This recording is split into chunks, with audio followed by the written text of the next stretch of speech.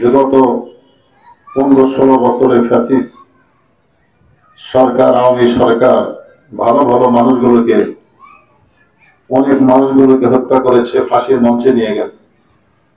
ফাঁসির মঞ্চে যাদেরকে হত্যা করা হয়েছে, আমরা কিন্তু সাহস করে কেউ তাদেরকে মৃত্যু বলতে পারবো না। আমরা কিন্তু সবাই কি বলবো? শহীদ। তো শহীদ যারা হয়, যাদেরকে শহীদ করা হয়, সেটা শুধু হাসিনার সময় হয়নি, সে পূর্বের আমল থেকে হয়ে আসতেছে। ভালো ভালো মানুষগুলোকে হত্যা করেছে। আমাদের ইমাম আবু হানিফা রাহমাতুল্লাহ আলাইহি, তাকেও কিন্তু হত্যা করা হয়েছে।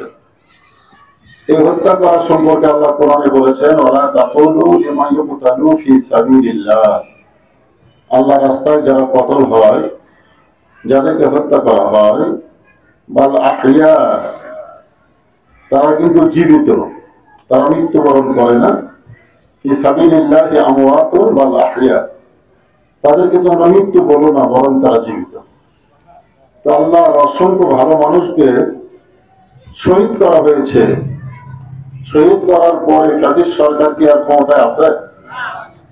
বিশেষ করে আমাদের পক্ষের মানুষ না, আমাদের বিপক্ষের মানুষ। তারপরে মাঝে মধ্যে তো একটা সত্য কথা বলে, গোলাম মাওলানা রনি, নাম শুনছেন আপনারা? টক শোতে দেখবেন। উনি কিছুদিন আগে একটা কথা বললেন যে আল্লাহ সাইদি হুজুরের সঙ্গে আমার কিছু সময় জেলখানায় থাকার সুযোগ হয়েছিল। তিনি 5 ওয়াক্ত নামাজ পড়াতেন এবং নামাজের পরে, বিশেষ করে এশার নামাজের পরে, তিনি একটা লম্বা মোনাজাত করতেন। আর সে মোনাজাতের মধ্যে তিনি এত কাঁদতেন যে তার চোখের পানি গাল বয়ে, দাড়ি ভিজে ভিজে, এমনকি জামা পর্যন্ত ভিজে যেত। আপনার বলেন তো, তার কান্নাকে আল্লাহ কবুল করেনি? আজকে দেখেন, তাদের শহীদ হওয়া, আল্লাহ সাইদি হুজুরের কান্না এবং তাকে জেলখানা থেকে হাসপাতালে নিয়ে গিয়ে শহীদ করার বিনিময়ে কিন্তু আল্লাহ তাআলা আমাদেরকে একটা মুক্ত সমাজ দিয়েছেন। এই যে আমরা সমাজ বর্তমান পেয়েছি, এটা কিন্তু তাদের বদৌলতে।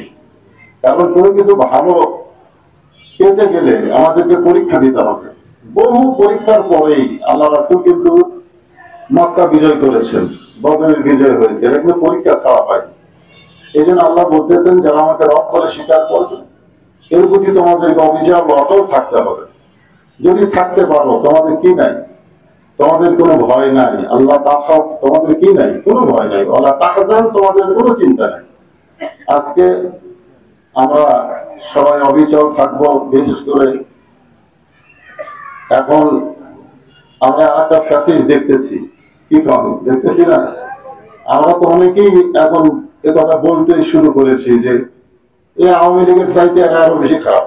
এটা কিন্তু অনেকেই বলতেছেন। আমরা চাই না যে আবার একটা ফ্যাসিস্ট আমাদেরকে এত বছর কষ্ট দিয়ে আর একটা ফ্যাসিস্ট সরকার আমাদের সামনে চলে আসে। এটা আমরা চাই না। এটা অন্তর থেকে আমাদের কামনা করতে হবে। আর সে কামনাটা কি? আল্লাহ তাআলা বলেছেন, ইন্নাল্লাহা ইয়ামুরুকুম আন তু'আদ্দুল আমানাতি ইলা আহলিহা ওয়া ইযা হাকামতুম বাইনান নাস আন তাহকুমু বিল আদল।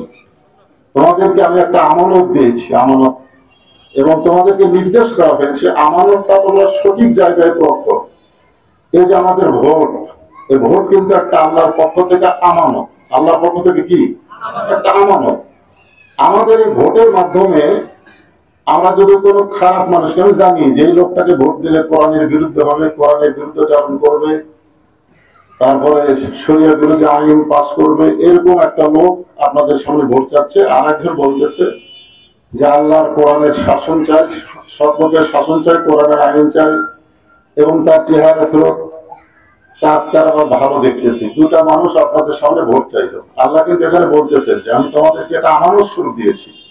এই আমানতটা তোমরা হাকামতুম বাইনান নাস আন তাহকুমু বিল আদল, এমন একজন মানুষকে তোমরা তোমাদের আমানতকে দাও যে মানুষটা আদল ইনসাফ প্রতিষ্ঠা করবে।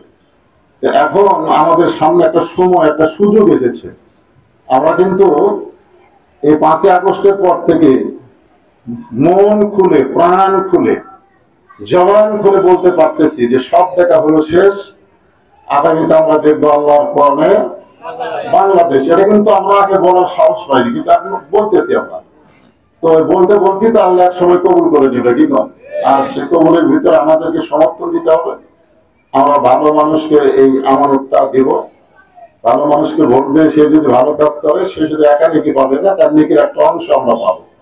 খারাপ মানুষকে ভোট দেবো, সে যত পাপ করবে সে একাই পাপের ভাগে হবে না। আমরা যারা ভোট দিলাম আমরা কিন্তু পাপের অংশ নেব। আসলে ময়দানে দেখা যাবে অনেক মানুষ সিমেন্ট নেয়া, গম নেয়া, টাকা নিয়ে আমল নামার মধ্যে তো বলবে, আল্লাহ আমি তো জীবনে কোনোদিন সিআই মনে হয় নাই, আমি তো কোনোদিন মেম্বার হয় নাই, তো আমার আমল নামার মধ্যে এরকম চুরি করার, সিমেন্ট চুরি, গম চুরি, রড চুরি, এগুলো কেন? তো বলে তুমি যাকে ভোট দিয়েছো সে চুরি করছে, আর সেই চুরি করা তার একার সে পাপ হয়নি, পাপের একটা অংশ তোমার আমলের মধ্যে ঢুকছে। তাই শুধু হাত তুলি ক্ষান্ত না, আমরা আগামীতে একটা বারের জন্য আমি বলতেছি যে আমাদের বড় ভাই রোহন যুক্তি বললে বহু তো দেখলাম 5টা বছরের জন্য একটা বার আপনারা চেষ্টা করে দেখেন তো যে কোরআনের মানুষগুলোকে পার্লামেন্টে পাঠালে আমাদের অবস্থা কি হয়। একটা বারের জন্য বহুবার বহু তারা ভোট দিয়েছেন। আগামী নির্বাচনে ইনশাআল্লাহ আপনাদের এলাকায় সংসদ নির্বাচনে দাঁড়িপাল্লা মার্কায় ভোটটা দিবেন। আল্লাহ পাক আপনাদের সবাইকে এই আমানতটা সঠিক জায়গায় প্রয়োগ করা তৌফিক দান করুন। সকলে আল্লাহুম্মা আমিন। আসসালামু আলাইকুম ওয়া রাহমাতুল্লাহি ওয়া বারাকাতুহু।